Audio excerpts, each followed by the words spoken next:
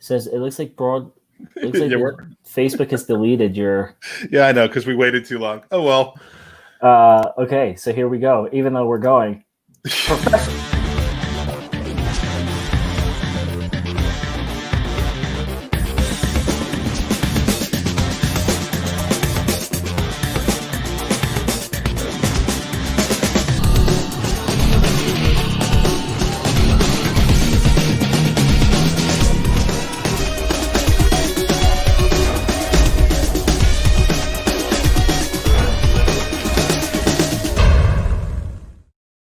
If nothing else, Mike, we are professional. Andy, you were right once again. That is way too long. We wanted to just thank you, Yankee Gunner, for joining us. It's been the Gooners podcast, and have a great week, everybody. Oh my God, it was too long, but I made it. And he goes, "No, we need more pictures." You put more time into that than I've put into all the podcasts we've recorded over the last year. Yeah. I mean, it's amazing. How did you make it? We're nothing if not professional in the wrong places.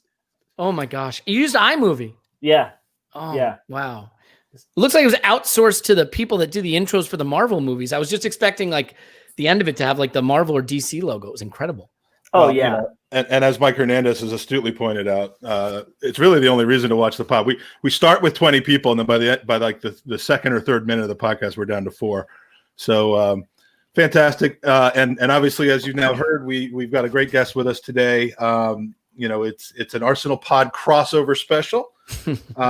We are welcoming back the chairman of the board, the CEO, the president, founder of the Arsenal Vision podcast, Mr. Elliot Smith. Yankee Gunner, welcome back. Yeah, thanks. I'm also the COO as well. You missed that. So we had agreed before the pod that you were going to say all my titles, but it's fine. I'm going to let it go. Yeah. There's a bit of an issue because I've been in contact with your CFO about some financial behind the scenes stuff, and he's telling me that he's the COO. So to be fair, I've been embezzling tons of money from the podcast, so he would say that. And on the topic of route, now I kid, it's a joke. I'm kidding. Don't call a lawyer. No, he left because of COVID. Elliot. And no other reason. And no other reason whatsoever. So getting back to you, because I mean, this is what it's all about. We noticed that the podcast is often referred to as Arsenal V, and Andy and I have a bet. I mean, the V stands for vagina, doesn't it? I mean, let's be honest. Well, I mean, I guess it depends, right? If you think of Arsenal as a place that we all want to be as intimately involved and close to as possible, that we wrap ourselves in the safety and warmth of it, that sometimes it can make us a little crazy, but it brings us a lot of joy, then no, it's absolutely not vagina. No, don't be crazy. Well, and when you go to the Emirates, you're generally looking to get in and out as quick as possible. So, I've been told to close the window here. I'm sorry. Yeah, we don't want. It's too dark. What am I seeing you without pants on? Yeah. Well, they can if they want. I guess I could try turning the other way. Well, we kind of had the same issue with our podcast. We used to be called Gooners in the USA, and then Trump called and said he was going to sue us because we were using the name USA, and he has it, copyrighted. So we ended up changing it to the Arsenal P, if you know what I'm saying. I still don't know what you're saying. Sorry. We could have titled this podcast, the P and the V get together, but I don't think we're going to do that. So I have 2 children, so I that's happened to me twice in my life. So we were gonna do this again. The first time you joined us was ages ago, back before video was invented, or at least for this podcast. September 26, 2017, for season 2, episode 10. And I don't want to spoil the ending for people who are currently binging season 2. The twist, but so much has changed since you joined us. I made a list. A list. I love lists. Yes, so much has changed in the 9-month gestation period since you joined us, or after you joined us. The first thing, I got the spiffy new microphone that you recommended, and as you can attest, 3 years later, I still don't know how to work it. I still sound like shit. So that's $120 I'll never see again. But I can just take some out of the Arsenal V podcast for you. Don't worry, I know the CFO. It's fun. Appreciate it. Yes, that would be good. After that, we signed some midfield player that some people are extremely attached to, and he signed this really big contract that no one is attached to except for Arsenal and him. Also, Andy lost his virginity to a girl. was pretty impressive. No judgments. Yeah. Hey, it had to happen at some point. Yeah. Also, something that had to happen was Arsene Wenger announcing in April after our podcast that at the end of that season, he was going to be sacked with a nice £16 million departing gift. I think that was the announcement. I'm presently trying to be sacked in that manner. Yes, if you're going to be sacked, that's the way to be sacked. Andy also that spring lost his virginity to a boy, and we have a photograph, I think, of who that boy is. I've seen that right picture there. once or twice before. Actually, yes, that was the wrong window. We need the full screen one to show. And if you're listening on iTunes, this is the time in which you're going to not want to do that anymore. Which is all of our listeners. Yes, if you look at our YouTube views, multiply that by a Google, and that's how many people listen on because that you can't see, and so that is going to be the largest number. Should I take this picture down now, or are we done with it? I could do with not looking at it anymore. Yeah. He looks like he's nearly done with something. So, and then lastly, that spring, both of our podcasts finished number 1 and number 2 in the Football Blogging Awards Best Football Podcast category. Now, I don't remember. This was too long ago. I don't remember which one of us won. It was us. We won and you didn't. That's how I remember it. Yeah. Yeah, I mean, there's no lies being told. No, there aren't. Well, I was I had conveniently I had driven that out of my mind. I just felt like it was good enough that the two of us, as brothers and titans of the Arsenal podcasting industry, were sharing the stage together. I thought that was ultimately what matters, but apparently, no, not even remotely. Well, it was about what does he say? Oh gosh, what's the Schwarzenegger movie? To crush your enemies, to see them defeated, the conquest. What is the quote? It's from Is it from Commando? No, it's the Barbarian, I think. Conan. It's from Conan. Yeah. To crush your enemy. Yeah, here we go. The exact quote. Since now I have to do it. Conan the Barbarian. To crush your enemies, see them driven before you, and hear the lamentation of the women. That's it. And you've been coasting ever since. To be honest with you, you hit the mountaintop in 2018, and you've been coasting. So I love with you. I'm mostly on Twitter while Clive, Tim, and Paul are talking. Well, that's a formula that works. So let's talk about the formula because I remember back when I was doing my Sven Mislintat of scouting for on Arsenal podcast after this guy came up with this wacky idea. But I heard you. I was like, okay, so maybe an American could be on a podcast. It's possible. Still no, bad idea.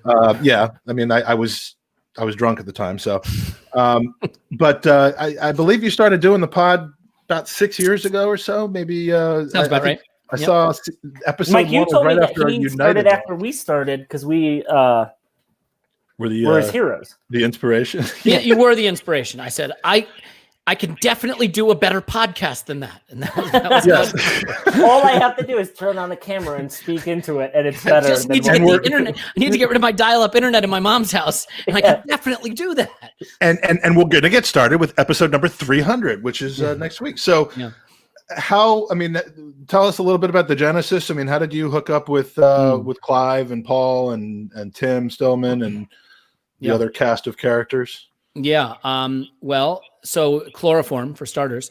No. So look, it is interesting, right? Because so actually Linus, who runs Mean Lean account on Twitter, who is the guy who runs the Arsenal Vision website, arsenalvision.co.uk. He was like, I want Arsenal Vision to have a podcast. And after several people turned him down, I agreed to do it. And so we started this podcast, and it was me and Paul. There was actually another person on the pod, and it was too arguey. And I think it was just a situation where we may have wound up trending towards being just a little too, embrace debate. You know what I mean? Not enough analysis, a little more embrace debate style, scream at each other. So we moved away from that.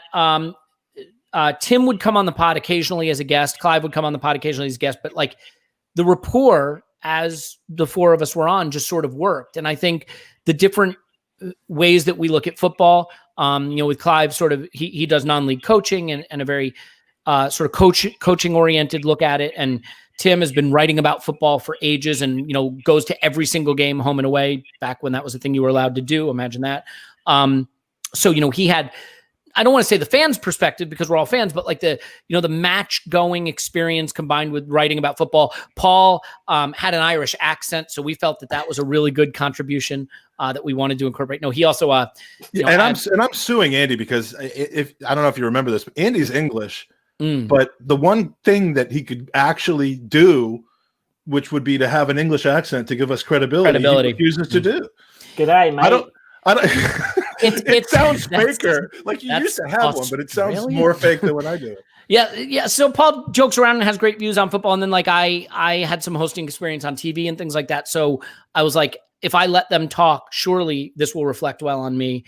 And marginally has. We have a lot of 5-star reviews on iTunes that say if you can get past the host, it's a really good podcast. And that was the bar that I set, and I've jumped right over it. So I'm thrilled with that. Our pod has a lot of 2-star reviews that say if you can get past every single thing about this podcast, then it's not bad. I mean, that's a start. That's a start. I mean, at least people are taking the time to review. All you do is watch the intro video because it doesn't get any better than that. I mean, that's that on a watermark. Every time we lose this. And then it just yeah. Every time we lose a game this season, and Andy and I are like, you don't want a pod, do you? We're gonna announce a podcast and just play the intro over and over again. We're interrupting with an important question from Cosmic Kid. Would you still marry a panther? Well, we're going to assume you know what that means. I'm presently married to a cougar. So no, I'm kidding. Aren't we all? My wife has a big birthday coming up next year, and I've been prepping her for it with this kind of hashtag banter. But no, I would definitely marry a panther. Yeah, they're sexy as hell, and I mean, if you get lucky, they could actually be like they could be a Marvel superhero panther, right? And then you're married to a superhero, and like I feel like that has tons of perks. Like you could be part of the royal family of Wakanda. So like, yes, of course, I'm marrying a panther. And you would. I mean, the panther would be a perfect addition to the Arsenal ITK world as well. I mean, you got every other animal in there. Why not a panther? Where's the new panther? Hot on the scene one is the gerbil. Big fan of the gerbil. So yeah, Gerb has given us a few heads up because of the charity that we're doing. Boosted the Gooners versus Cancer charity. Yep. Mm-hmm. Yeah, so big fans of the Gerb. So our last pod on Sunday was a fun one. We've done 2 podcasts in a row leading up to now. We had to get back on track because we had 2 podcasts with Chelsea supporters, or at least childhood Chelsea supporters. The first one was Gab Marcotti, who was outstanding as usual. We've gotten, Andy, more positive comments, and I mean, they're not about us. They're about us getting Gab. No, they wouldn't be. It's about Gab, and I mean, he was just candid at a very important time about the transfer season and the communication between clubs and journalists and how that works, how it doesn't work. And that's the stuff that fascinates me much more than the X's and O's of the game, is just kind of the background stuff and learning a little bit more about it. So great show there. Easily our most watched and listened to podcast so far, which, other than the Josh Kroenke interview revelation. That was awesome, by the way. Well done. Yeah. So, we can sneak into rooms. We fit under the door. So then on Sunday we had a little bit more serious pod, but it really was not serious at all. But it was more about Gooners versus Cancer. Had on Andy's longtime friend, Sir, despite being a Chelsea fan, is a really cool guy who conquered cancer himself and is like a titan of fundraising for the Leukemia and Lymphoma Society. So check those out if you can. But it is nice to kind of get back to the Arsenal. And there's a lot to discuss. I mean, we had just found out before we went live on Sunday that, the Oracle had confirmed that we had closed the deal with Gabriel. But what's taking us so long, Elliot, to announce these things? I mean, I can only imagine that Stu McFarland's had like diarrhea for the last 2 weeks, and they're just waiting for his return. No, our blog broke the news that both the photographers are at Lens induction classes. So that makes sense. No, I mean, look, I was trying to think this through. So we were applying for an exception to the quarantine rules for him to be able to take his medical. But I sort of wonder how that exception works, because it occurred to me that I wonder if he then had to quarantine and like all of the photography and stuff that we would do to prepare an announcement are delayed until a quarantine ends. Like, I mean, that I'm pulling that completely out of my ass, but like, on paper that makes sense. But do we not have instant tests yet in the UK? I mean, over here, in the bubbles of the NBA and NHL, these players are getting tested 2 or 3 times. What the hell's going on? Meanwhile, if you have to quarantine, sick old people can't get a test, but let's just put that aside for a second. Another issue. But so, I don't know. The only thing I could think of is that there's a quarantine thing. Or, you could go down the rabbit hole and just go full Arsenal Twitter transfer season instead and say they want to hold his announcement until they can do the triple announcement of Thiago, Partey, or quadruple Thiago, Partey, Aouar, and Gabriel. So and Abba and the return of Dennis Messi. Bergkamp and Messi. Yeah. And I was going to say, we'll talk about Messi in a second, but Messi literally announced like less than 24 hours ago that he was ready to leave Barcelona, and I believe I just got a notification that in 20 minutes he's going to be in full Man City kit doing keepy uppies. Nathan Aki, like Twitter broke Nathan Aki going to City, and it was rumors, and then 5 minutes later he's on their website in a City kit. Right. So it's not just. I know Nathan Aki was isn't coming in from another country, but like it doesn't take as long as it takes for us. It's just us, I think, and we're apparently next week going to announce Santi Cazorla, which would be exciting if it wasn't the announcement from when we signed him in the first place. Yeah. Well, it's coming back. It's better to have the announcement than not to have it. Look, we could package it all together and do his welcome Gabriel and goodbye Gabriel videos and pictures all at once, and that might just be taking more time, And I just think I think it would be great. It would piss people off, but it would be great if we're tuning into the Community Shield, wondering what the hell when we're going to hear these things.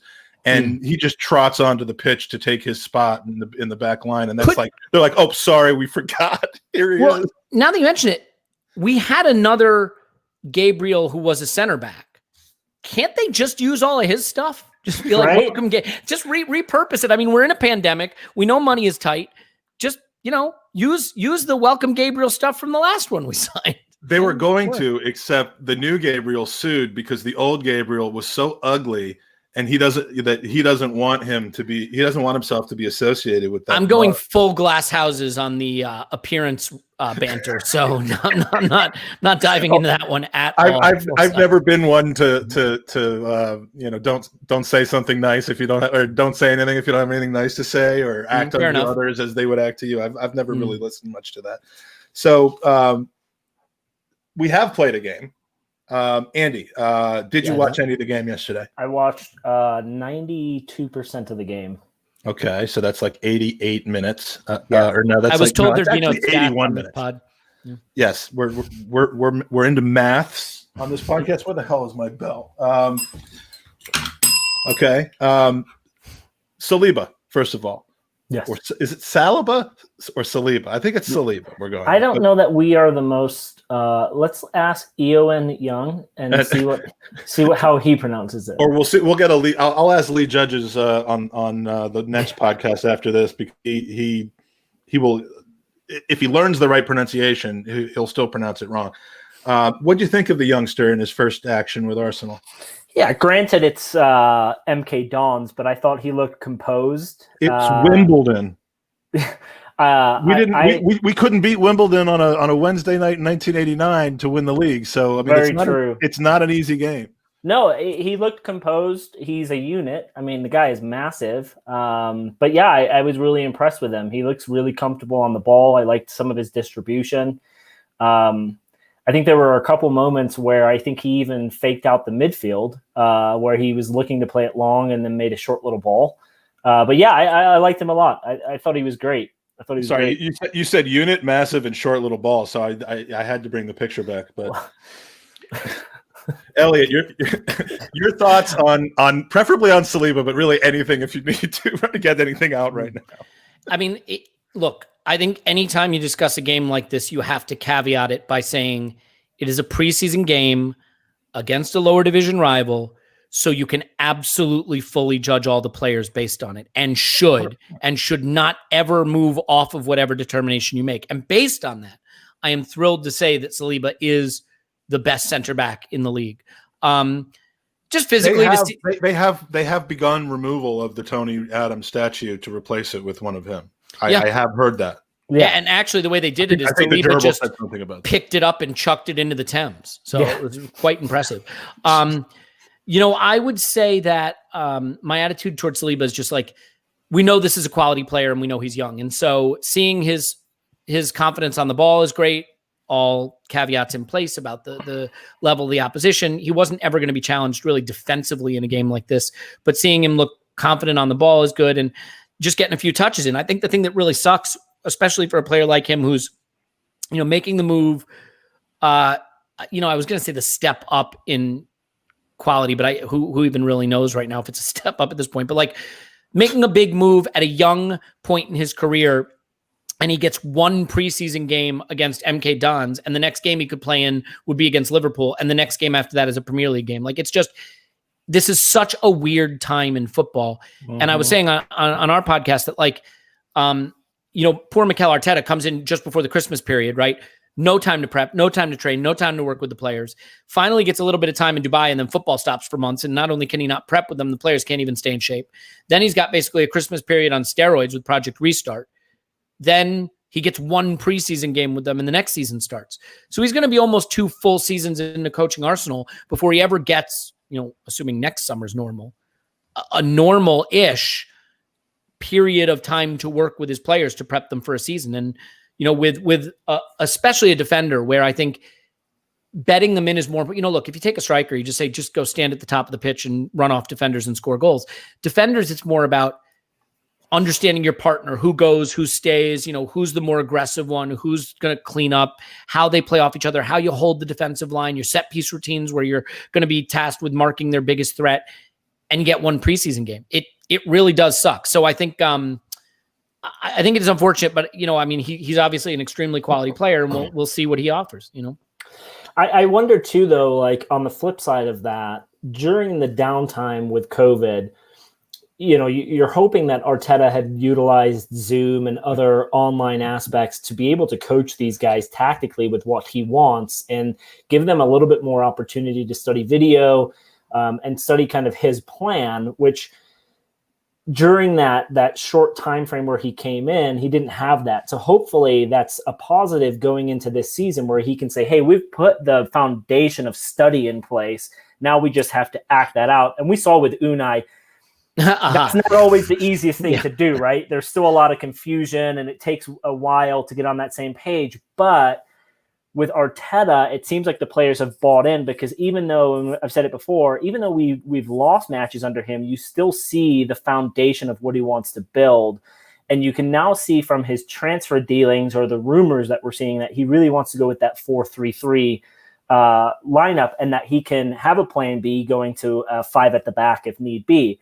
So I just wonder if that, the COVID lockdown gave him that opportunity to really help them on paper understand and on video what he wants to do, which maybe a good thing in hindsight. I don't know. It'd be interesting. It's possible. So the two things I would say, first of all, we saw with Emery, like, just how effective massive video oriented coaching works, right? Like, at some level, for whatever reason, and it may not just have been the video, it may have been the guy, and it may have been, his philosophy and his communication skills didn't work.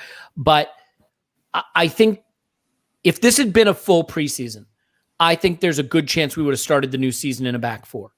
And that Arteta would have used the full preseason to really drill them in the back 4. But now you look and you say, all right, we beat Chelsea and we beat City in the cup final, the cup semifinal in a back 3. That's the last way you saw us play. That's the last way you saw us play well. That was the solution he had for the talent he had. Just a few short weeks later, is he going to start the new season in a new formation he's had almost no time to prep with, or is he going to default to just having to stick with what worked at the tail end of last season? I think my guess, and it's purely a guess because Arteta hasn't returned any of my calls or texts or tweets or emails or Facebook messages or Snapchats. And some of them were really, some of them you got to really TikTok him. That was what I missed. But the moral of the story is, like, my guess is he would have liked to have gone to a back 4 if he had a full preseason to do it and had his players in, had a Saliba in, had a Gabriel in, and could work on that back 4 pairing. But I think given that he hasn't had that, he's going to have no choice but to really start with what worked at the tail end of last season and maybe make the back 4 build it on the fly while the airplane's in flight kind of thing during the season. And I don't see Saliba starting against Liverpool for that reason. Is new to the squad. As Elliot said, we were used to a system last year. I think we see David Luiz and more than likely Holding if he doesn't get shipped to Newcastle in this week span. I see the two of them starting because they know each other. They understand the system a little bit more, and there's going to be no confusion. I personally, if I was the manager, that's what I would do, because you want to go out with a formation that understands what's happening. How early in September are people going to start bitching that David Luiz is getting game time? If he's playing well, Mike, we shouldn't be bitching at all, because I as agree, Serge said, I as agree, a Chelsea supporter, he's a good player when he's not mentally fucking himself. So and when he's protected exactly, with the people in front of him. Exactly. And we know that Rob Holding can step up in big matches. We've seen that in FA Cup finals, right? So the game against Liverpool this weekend's a big match. And so, if we came out with that pairing, I would be okay with it. I just think there's going to be an uproar if Saliba doesn't start, but it's not fair for the kid. As Elliot said, you get one preseason match and you're thrown into this massive match against a team that can be 5-0 up in 20 minutes, Yeah. Speaking of being well protected, does it slightly concern you that Elneny played yesterday? No, because Elneny basically has just saved us £50 million on Thomas Partey. I mean, put a £50 million release on him, because he can kick a ball into an open goal, and clearly that's what we've been missing for a long time. He's already better at scoring goals than every midfielder we used last season. So. And Coquelin's entire career. I mean, Elneny scored against Barcelona and MK Dons, and that's all I need to know. Yeah. At the end of the day, like, Elneny for me is a great squad player. He's great at adding depth. He doesn't complain when he's not playing. He comes in and does his business. He very rarely makes mistakes in seemingly it's a hard position to play, because he does play a little bit more defensive minded. And he had a great season last year in Turkey. And for me, there's going to be a lot of matches in a very short period of time, and he would be a great option to rotate in against the likes of West Ham and some of the other lower clubs in the table, especially when we get into Europa as well. I'm not mad at all that he played. I think that he's earned his spot to be an Arsenal player. Does he start in the 11? Probably not, but we can rotate him in.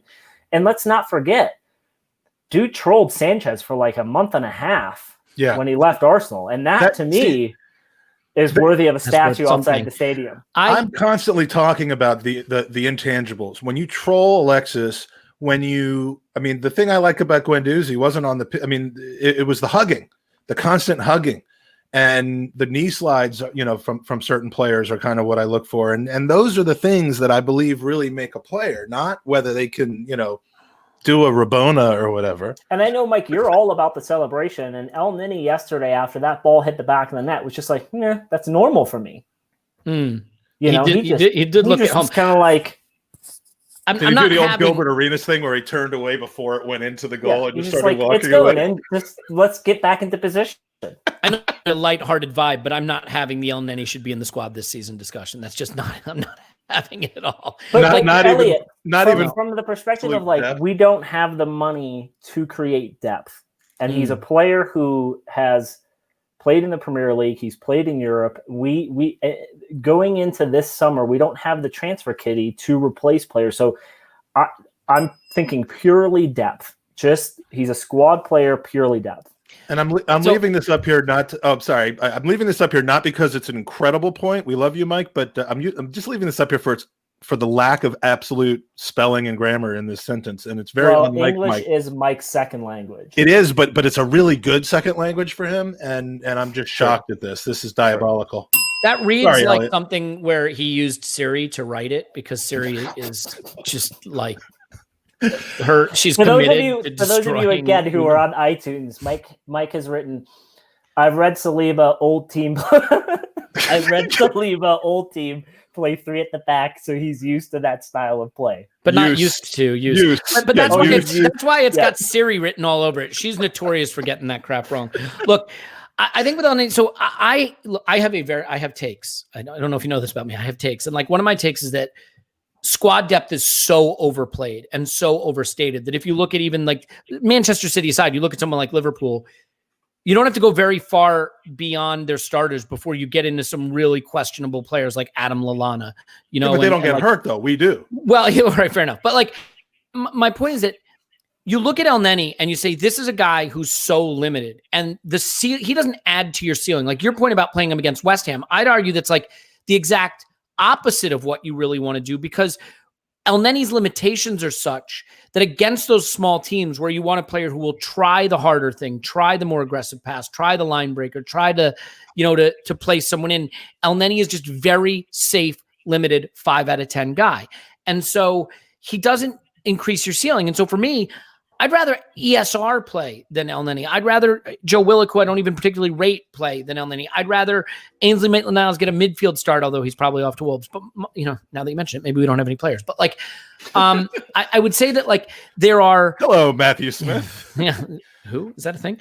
Like, there are, in my view, when you're getting to a player like El Neni, whose upside is so limited and ceiling is so low, I would rather give opportunities to players who could develop into something than use a guy that I know like will complete 90% of his 3-yard passes back to the center back in a game while we say, why weren't we able to break him like that? That's just sort of how I look at it. And I look at a lot of the really mediocre players we've used down the years to just like make up the numbers. I think that's really a big part of why we've seen the team decline so much. Like at the top end, we still have top end talent, whether it's Aubameyang and Pepe, whether it was Alexis and Ozil when he was Ozil and not a Fortnite superstar. Like, we've had the top end talent, but we've had a lot of very safe 5 at a time. I would even put Xhaka in that category to some extent, right? Like he's fine. He's fine. We've never finished top 4 with him in the team. So like, I'd rather try something that has a higher ceiling. That's just sort of, and I think in terms of squad depth, like at the point that you are saying we are so screwed for depth that we have to play an El Neni against a West Ham in the Premier League, I would say find an academy kid and put him in instead. But again, I think that's also what academy kid has scored against Barcelona and MK Dons. So when you put it that way, my point looks like shit. You're right. So when you put it that way, my point looks like shit. But hey, we're always going to try to put it in a particular way where your point looks like shit. You've just changed my mind. Yeah. The question is, does he start opening day? And the answer is just look at the 2 goals he scored. I mean, I will give you credit. Look, you do make an interesting point, because if we don't get Ceballos back, and if AMN goes, not that he's ever really played much in midfield, your midfield is Xhaka and here, let me ask you this: would Willock, you rather have Chris Willock or El Neni start? Well, Chris Willock, I don't think is a Chris guy. Willock it would be weird if he started for us. But Joe, I would rather have Joe Willock start than El Neni, and I don't rate Joe Willock, so that tells you where I'm at. Yeah, I'm in the same category. And a lot of Willock's downward trajectory can be blamed on just one person who violently yelled at him, "Good luck making the team." And ever since that moment, we have just seen a young man just get absolutely smashed in confidence. And Mike, why that gets publicized and your Mustafi fuck up doesn't, I don't have any clue. You're responsible for Mustafi's last season, and not the good part, the bad part. Listen, you disturbed him so much about his parenting skills. Well, someone had to say something. So I haven't seen an agenda for this pod because Mike just doesn't share them with me anymore. So I don't know how to there are agendas for this pod. Well, he draws like stick figures, like people, and sends it over. This is me. This is Elliot. This is you. And then I have like little things, like it's supposed to be like our voices going back and forth, and that's pretty much the agenda. Just little bubbles, and that's been what we've done, so it works. Speaking of agendas, Harry Maguire, 80 million pounds Manchester United spent on this guy, and they've really got nothing other than a shitload of memes and a crappy vacation to Mykonos out of it. Do you know who Arsenal, talking transfer fees now, who Arsenal has that combined cost less than Harry Maguire? Well, no, you don't? Okay, I'll tell you. A lot of players.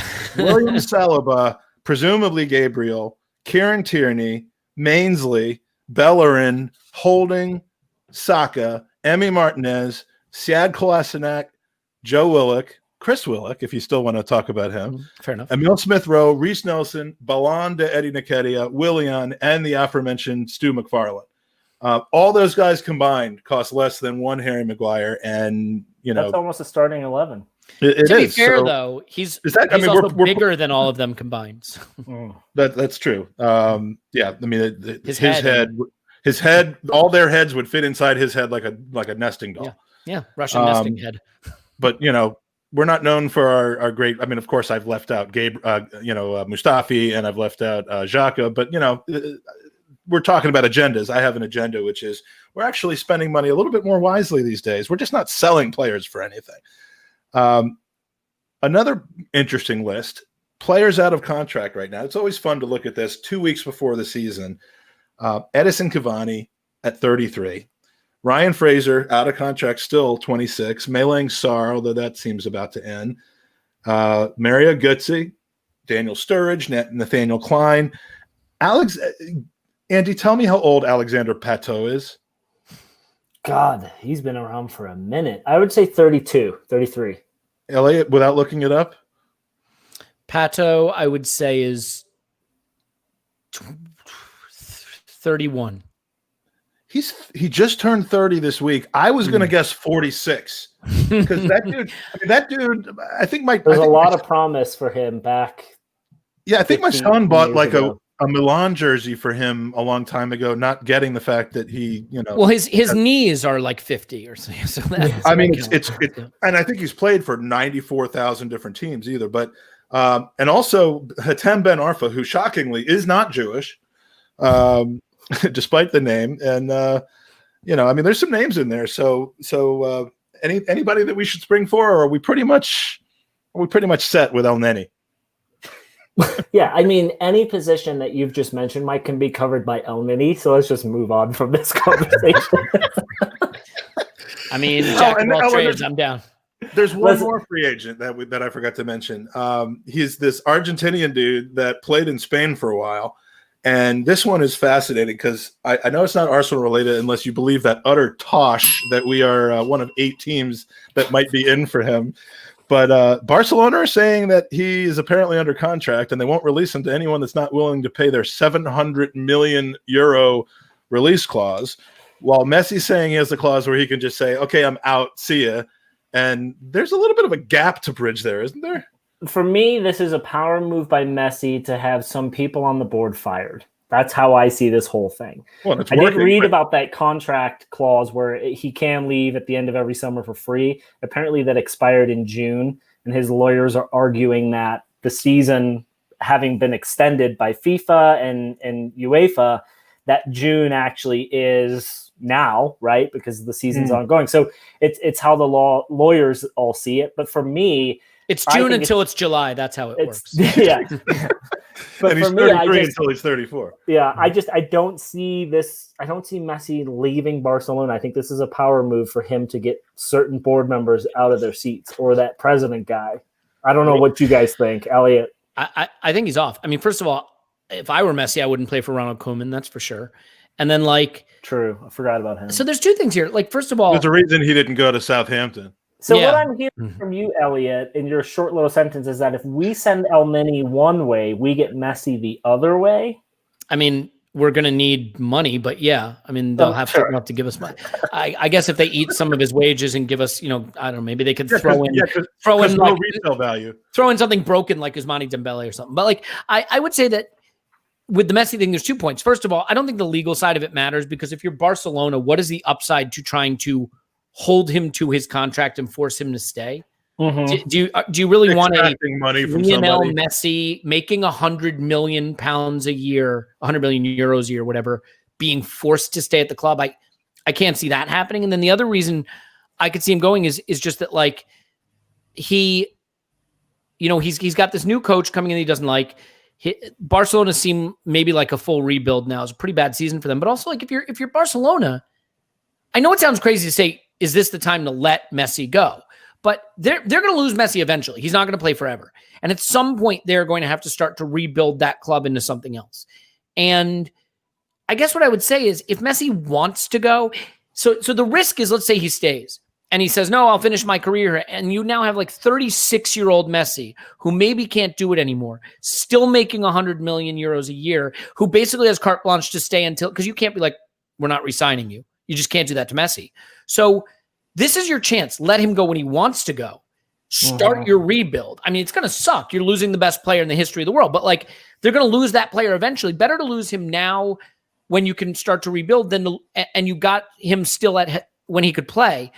The downside to this, if they keep him, is he's 33. Eventually a cliff will come for him, even for Messi. And when it comes, you're paying $100 million a year. And the only thing that was even good in your team now isn't good anymore. If I were them, I'd be gone with Luis Suarez, gone with Lionel Messi. As crazy as it sounds, Busquets got to go too, but like just reset and rebuild because you're going to have to do it eventually. So, holding him to his contract and forcing him to stay and make 100 million euros when he doesn't want to stay, only so that you can wind up having him past the peak of his powers. Like, I think it's best for both parties if they split up now. We had a similar situation at Arsenal with Carl Jenkinson, and finally, we're just like, if you're gonna go, then we'll start building back around you. And ultimately, I think it probably helped us. So as weird as it was to not be identified with Jenko anymore, you gotta cut the cord sometime. I don't know if I can agree with that. Because I still think we'll never know what the upside would have been if he had stayed, but that's fair. Yeah. What's frustrating with the Messi deal is, he puts this ultimatum out there, and realistically, there's only 2 clubs in the world that can afford the wages, with PSG and City. For me, it looks like City is the easiest track for him because he gets to go be with his buddy Pep. Unless the guy turns around and says, I make 52 million pounds or euros a year and I have for the last 5 years, I don't need to play for money. Are you going to let that stand, Andy? Those words have never been spoken, by the way, by any footballer. This is where Andy decides which he is right now because he's got dual citizenships. Are you going to take offense to this or not? The comment is, this is my second day in a row listening to 3 Americans talk about football. What's happening? Who'd you listen to yesterday? Because I'm pretty sure Elliot's podcast was on Monday. We did a patron pod yesterday that was Giant Gooner, Scott at Crab Stats, and myself. I couldn't get any of the people on the other side of the pond to join me. They were either too drunk or tending to their children. So sure. And this is a good segue. I got to connect with him because I like finances. I like to talk finances with him sometime because Mike, we also have a Patreon that we should probably plug. Yeah, I was going to give it a day off, but yeah, we do have a Patreon, and I think we're going to add something to the benefits. So let me get that up on the screen, by the way. Yeah, Elliot, so that I'm not sure you're. I've looked at it, and what I would say is I was considering the highest tier. That was the one that I was looking at. Well, and that's what we're going to add. We're going to add something to that. While he's looking for this, I'm just going to give some shout outs here. Stan the Man listening from Vancouver. Big win for the Canucks last night.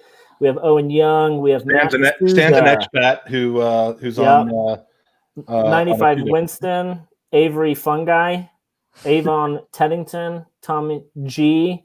We got the lovable Mike Hernandez, Jeffrey O'Hara. I'm just Avon, no problem. No, Clive is not taking a break from our pod. We couldn't put it on the air if he was. So no, he will not be. Clive will be. We will have regularly scheduled Clive. I assure you.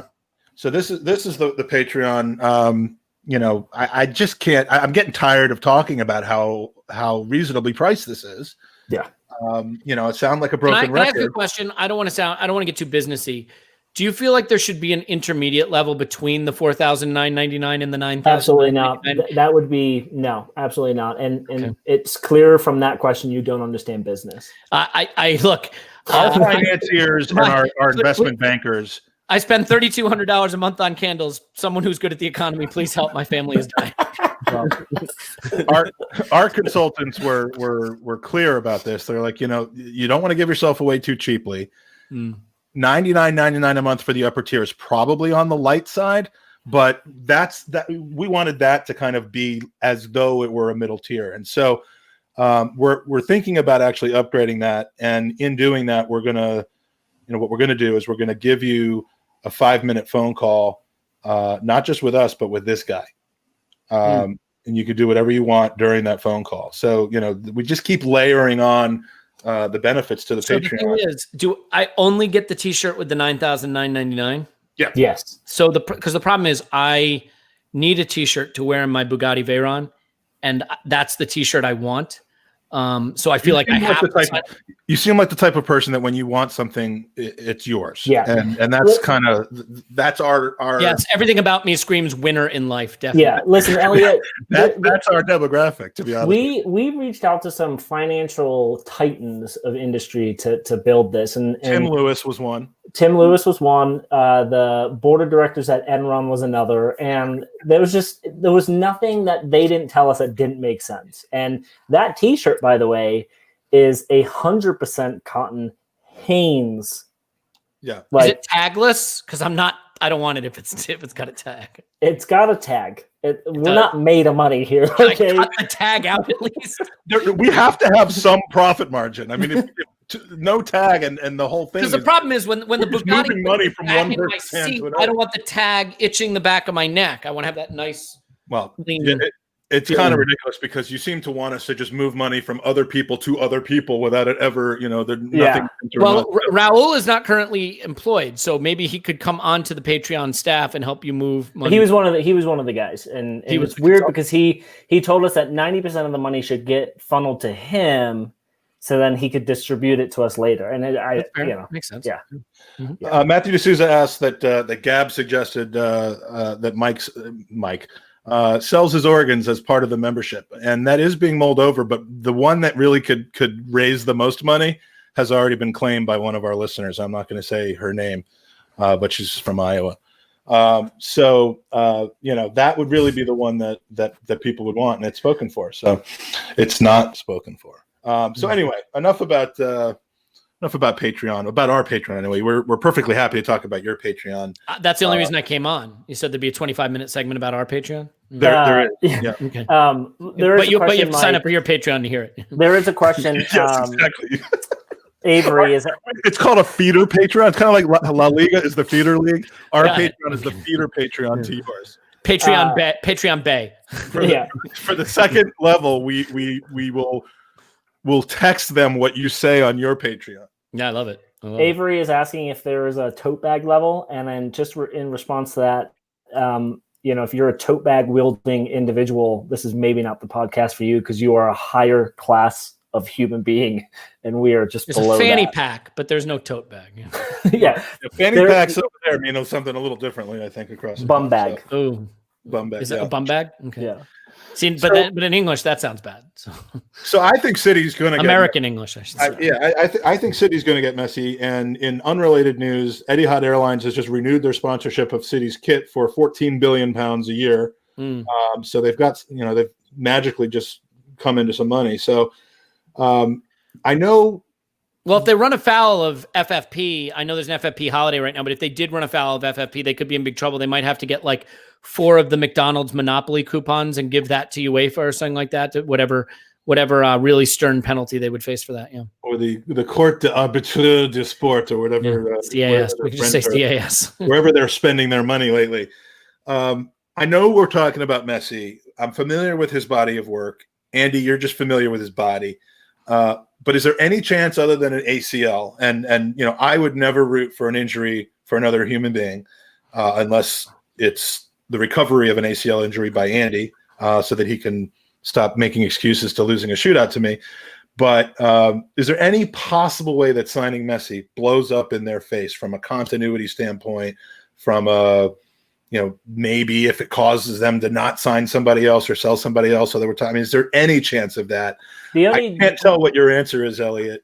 The only way I could see it, and I agree with Elliot, no. The only way I see it is if they do sign him on the wages he's on, and this joke of a financial fair play actually kicks in, and they have to remove some players from their squad.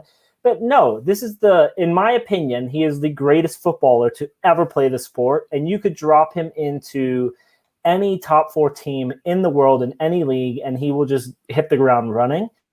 Especially when you give him a manager who's essentially helped him in the past become the greatest player in the world. He's going to hit the ground running. And City have a team where, I don't think Messi is that player anymore where you build a team around him. I think Pep can say, here's what we need you to do. The only problem with Messi is him getting used to the Premier League, because going away to Stoke's not in the Premier League anymore, so it doesn't matter.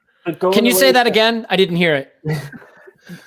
you know, Stoke is not in the Premier League anymore. I'm sorry. Wait, They're barely Stoke. in the championship. Stoke somehow are not in the Premier League. What a shock! That is. Yeah. So I don't know. I hate to hear news like that said over and over again. Yeah. So no, I think he hits the ground running, and I think it's a brilliant signing for them. It's just, can he do it? Leads away, you know, when it's raining and cold. Yes, he can. But Elliot, if Messi moves to City, that means Elneny's going to start scoring goals against City. Yeah. So we could beat them, what, 6-5? Yeah. On a double hat trick from Elneny? Easily. I mean, I think that's what's going to happen. So all right. So you don't. I tend to think, I don't know why. It's just that he's been in one place for so long. Sometimes these changes of atmosphere don't end up working. I don't know how close he is to that cliff. I'm guessing not very. But you know, he's not necessarily the athletic freak that Ronaldo is. But I still think he's got plenty to offer at 33. Whereas Cavani is still a free agent for some reason. For a good reason, I should say, at 33. But at 33, Messi is still better than 99% of the footballers in the world. He's better than 100% of the footballers. Yeah. I'm giving that one. I'm giving that 1% to Elneny and Ronaldo. Oh yeah, we're not doing a Ronaldo Messi debate. I'm not there isn't a debate there for me. No. Okay. So, by the way, for people who are watching the video, I'm not a magician. This thing I'm doing with my finger, like, I know it looks like I'm like incredibly gifted with leisure domain, but I'm literally just, there's just a normal thing people can do, and I'm in no way an athlete or a magician. We normally are we calling that an athletic? It's super. I mean, do you notice how smoothly the pen is turning in my fingers? Not even looking. He's not even looking at it, Andy. Not even looking. There will be a lot of women who listen to this going moist. Yeah. I've always been told that when the word moist is used, you should just mute your mic and get off the whatever show you're on immediately. If you ever hear the word moist, just mute you intently. So the last thing before we get to a couple of user questions and then wrap this up is I also want to talk about Gooners versus Cancer briefly, but Thomas Partey. I've seen a lot of back and forth about, you know, it seems pretty clear his release clause is either 45 or 50 million, maybe 45 million pounds, 50 million euros, whatever the case is. This bullshit about us not being able to sign him until we sell players, as though, you know, it's like something you have to, like, as though we don't have 8 million pounds or 8 billion pounds of financial liquidity for spending something and then getting it back. I mean, why wouldn't we have, if we were truly interested in the player, why wouldn't we have just paid? I mean, that sounds like a bargain for that guy. And we don't have to raise funds first before we buy him.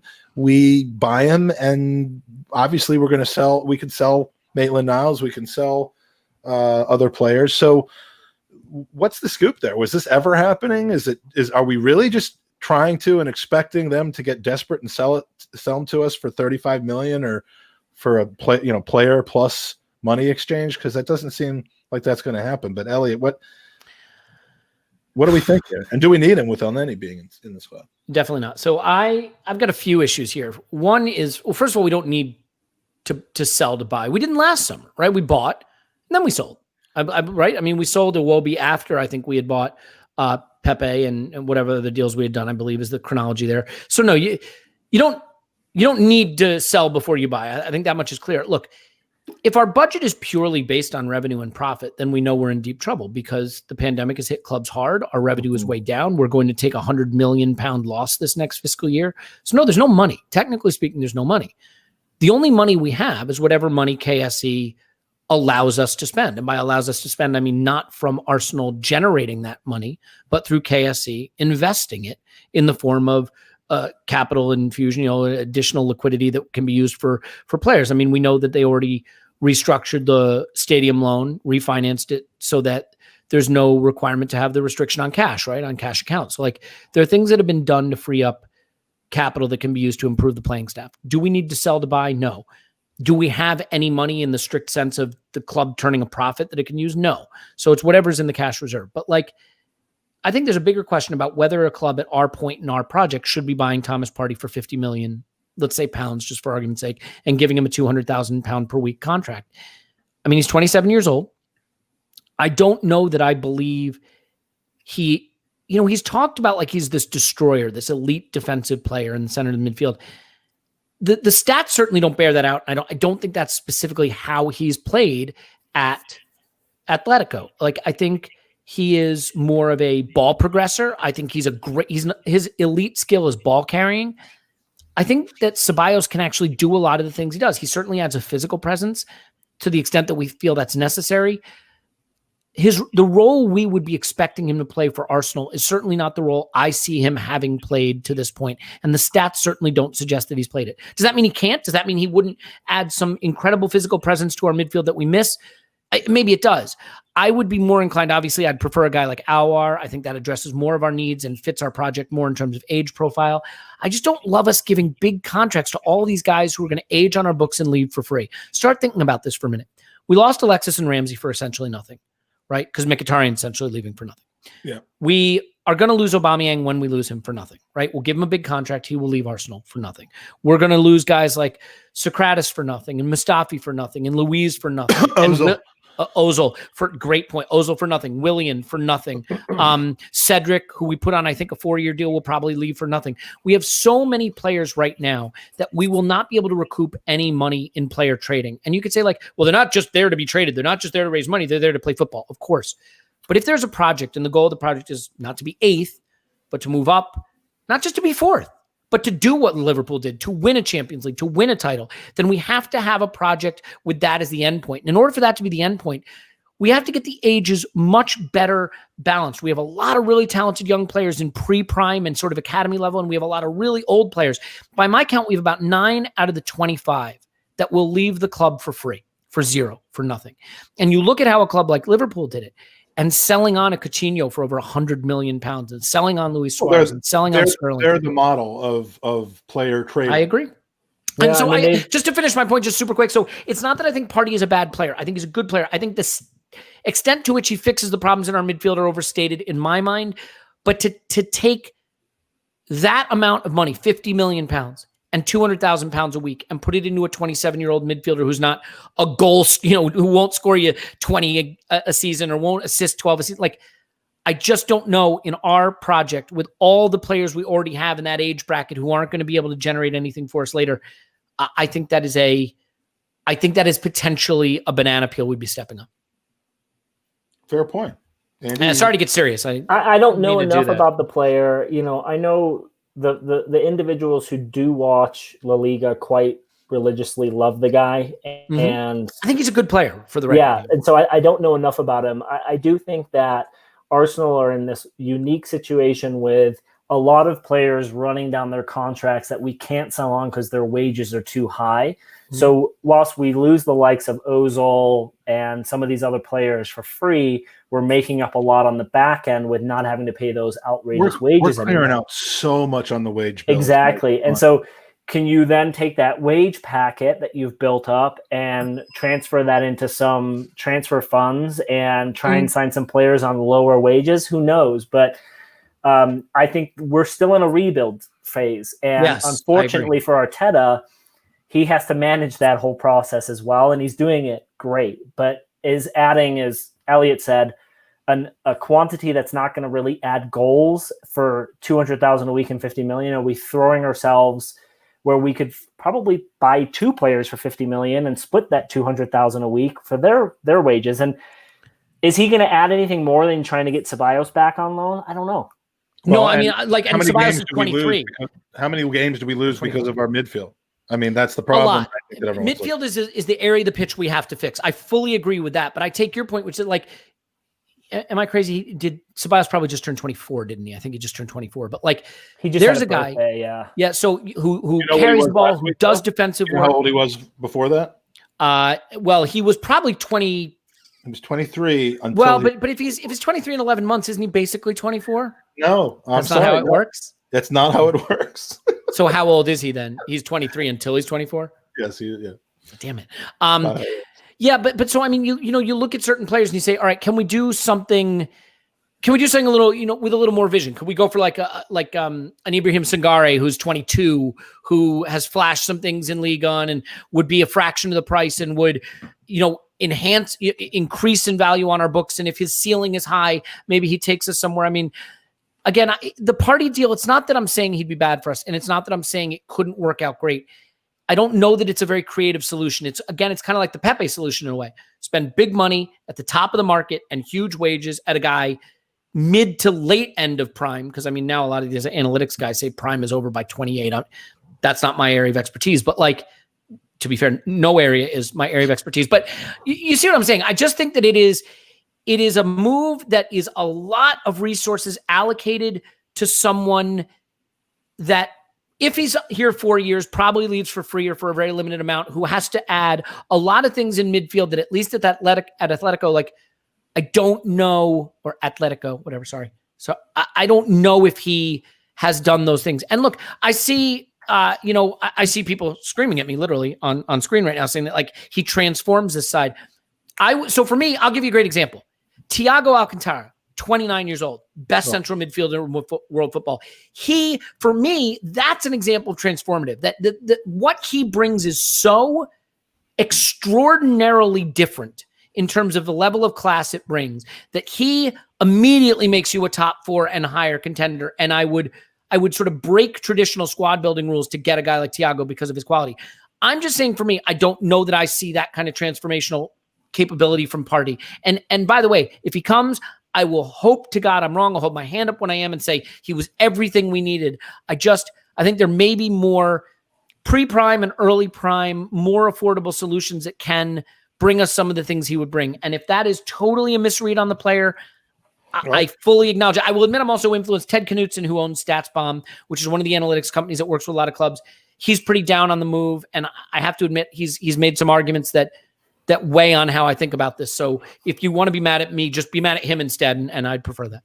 Yeah, and I think, Toby, he's talking about resale value, but he's basically saying that he's assuming, if I can speak for you, as I often try to do. Please do as much as possible. Even when we're not even related to podcasting. But no, just in any environment, yeah. Thiago would unlikely have any resale. The assumption that Partey probably wouldn't either.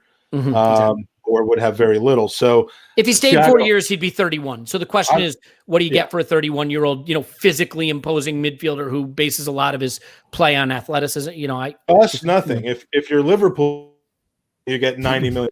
I love Thiago. I actually saw Thiago's first goal. It was in the preseason before the year that Fabregas moved over. They were playing a friendly in Washington, D.C. against Manchester United, and Thiago scored a screamer in that one. So I've been tracking him. Special player. Here's the thing, though, to Toby's point here, if you bring in a player of Thiago's level and you get 3 or 4 years out of him, as Elliot said, one of the greatest central midfielders to play the sport, who gives a fuck about resale? Because he is going to transform your team into a top 4 club. It's about value. Exactly. And he's going to generate. You can get that resale value in other ways. Exactly. He's going to generate more value elsewhere. And, Owen is all about the Thomas Partey. I know Drew, I know Tamar. And again, I don't know enough about him, but if he's on that level where he can transition this team into a top 4 side, then I'd be all about it. I can't value him because I just don't know enough. And again, do we need a Thiago? Do we need a Partey? Because we have El Nini. Oh, for God's sake. Hey, but by the way, because Toby makes a point. Toby's right. You can't talk about resale value, then talk about Thiago, except that what I'm saying essentially is what you just pointed out. It's like the Messi issue, right? Like there are certain players who make such a difference that it's worth, you should have a set of rules and philosophies around which you build your squad. And you say, in general, this is how we think about building our squad, value-based squad building, sort of the Moneyball kind of thing, right? That became very in vogue. But there should be players that you say, if I can get him, I will break my rules for this player. And if you consider Thomas Partey to be in that column, if you think he's Vieira, as is on the screen right now, if you think Thiago's Fabregas and Partey's Vieira, then yeah, all right. If he's Vieira, then I'm an idiot and go break your rules for him.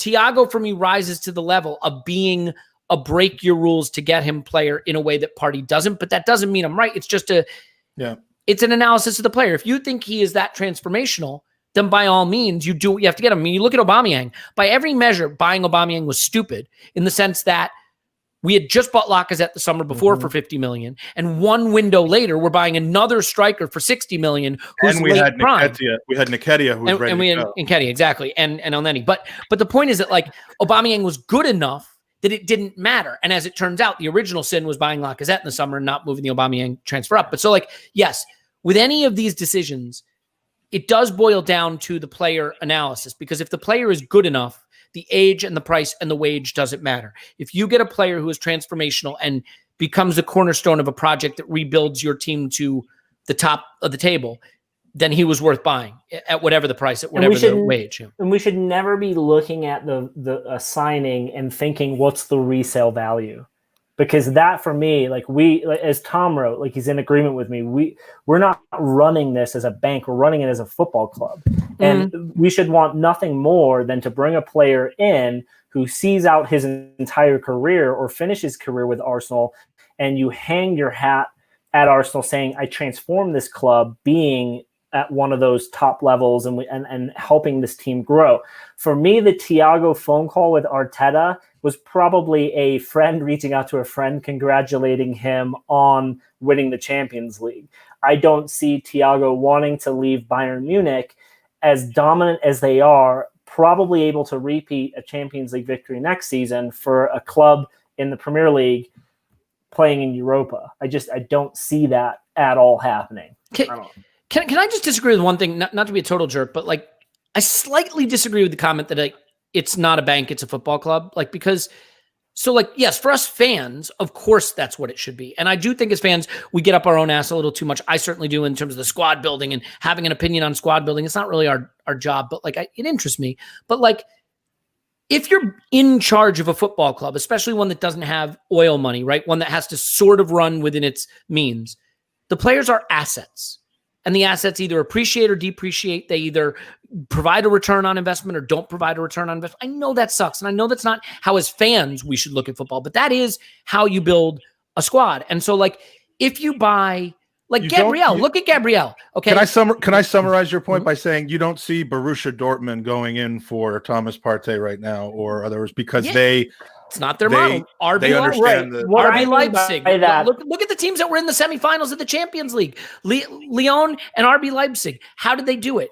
You know, they have some in-prime players. They have pieces of young players they took shots at that were value-based, that matured. And now, you know, Lyon's going to get a haul for Aouar, right? And Werner went to Chelsea for a fortune, and they're going to be able to restock and reload. If you buy a Gabriel at 22, a big, tall, hulking center back at 22 for 30 million euro, and he's just okay. It doesn't, because no transfer is guaranteed, Messi and Elneny aside. If you get a 22-year-old hulking, physically impressive center back, and he just does okay, at 25, you're still going to get 30 right at the beginning of his prime, physically impressive, Premier League experience. You're going to get your 30 million back. If you buy that same guy at 29 and he doesn't pan out, that money is sunk. And so again, as fans, I get why we don't necessarily want to think this way, because it sucks. It's boring. You should love the players and not want them to just be assets. But when you're thinking about the long-term future of your squad, if you don't look at the asset value, that's how you wind up being 8th mid-table with a bunch of old guys on your books you can't shift. And that is exactly where we are. Yeah. I get that, but I'm just saying, from my perspective, I don't think the likes of Arteta looks at a player and then immediately thinks resale. Do they look at a list of 5 players and judge them based off of here's where they could be in a few years and here's how the outlay for the club is better? Sure. But I don't think he looks at Gabriel and immediately thinks, what's the resale? No, of course not. That shouldn't be the driver. Right. And of for course, me, I agree with that. Yes. Just back to my point, like if we were to sign a player of Thiago at his age, I don't see hey, we should look at a resale. For me, it's how is he going to transform the club and make it a better club so we can achieve Champions League football and we can bring in these younger players who are excited to play for a club like Arsenal. That's what you said something important. And attract other players who are going to want to come to Arsenal. Exactly. Sure, but you said something really important that I think is a good point. You look at all the factors, and one of them is acknowledging, all right, if we go in for Thiago, we have to plan to not get any money back for him at the end of his deal. So we have to know that in 2 to 3 seasons, as he starts to age out of our squad, he's not going to return anything on what we invested in him. So we're going to have other ways to return money to replace what we'll be losing when he turns 31. Yeah. You know, Mike says, what are the chances of us competing with City and Pool doing transfers like Dortmund? Well, first of all, we're never going to compete with City's model of doing transfers because we can't buy that way. I would argue Liverpool did do it this way. In that title-winning, Champions League-winning squad they have right now, I think almost every player they acquired was acquired early prime or pre-prime, with like 2 exceptions maybe. Almost all of them, whether it was Sadio Mane, Salah, Firmino, you know, Oxlade-Chamberlain, not that he was like a central big part of it, you know, but from goalkeeper, from back to front, you know, TAA is obviously an academy guy. Robertson was young. The point is they didn't buy a single guy on the second on the downside of and career. Other than Van Dijk, I don't think they bought a single guy at the top of the market in late prime or in, you know, even mid prime. So the only one that you could even say that they might have overpaid for was Naby Keita. But yeah, like, and you know, injury. Bad. No, and so anyway, I've gotten on way too much on this, but I think the argument is that Liverpool have basically done a sort of Dortmund model if Dortmund just had a little more money. You know what I mean? And they bought in that bracket where they could appreciate and value to grow towards being a title contender. And Owen says, you don't start going with a girl planning your breakup. Why do you do the same with players? And we do. I do. I just assume every girl will dump me. And my wife has amnesia and just who's this guy? Yeah, your mom's the same way with me. All right. You know, I mean, you should always have an exit strategy. Is the point? Yeah. Speaking of exit strategies, I love me a segue. Just going to talk for a couple minutes about Gooners versus Cancer. Then I actually got to go because you're going to want to, people in the chat, you're going to want to head over to Same Old Arsenal. They're starting in about 10 minutes. They are very graciously having me on as you may be in the future, depending on when it comes out, Elliot. But to talk about Gooners versus Cancer and just join the boys, Lee and Craig and a couple others, I think, that are going to be there. So we need to finish that up so that I can head over to the other side of the internet. Right now, if you are a gamer, if you like FIFA 20, if you play on the PS4, if you play on Xbox, join Ewan, who is already registered for this tournament. But there's a fundraiser for Gooners versus Cancer, which is raising money to fight blood cancers for the Leukemia and Lymphoma Society. The first phase of that are tournaments on FIFA. You join, it's $20 or the international equivalent of that. You get to play anywhere from 6 to 15 games because it's Champions League format. Signups are until late Thursday night, so you've got about a day and a half to still sign up.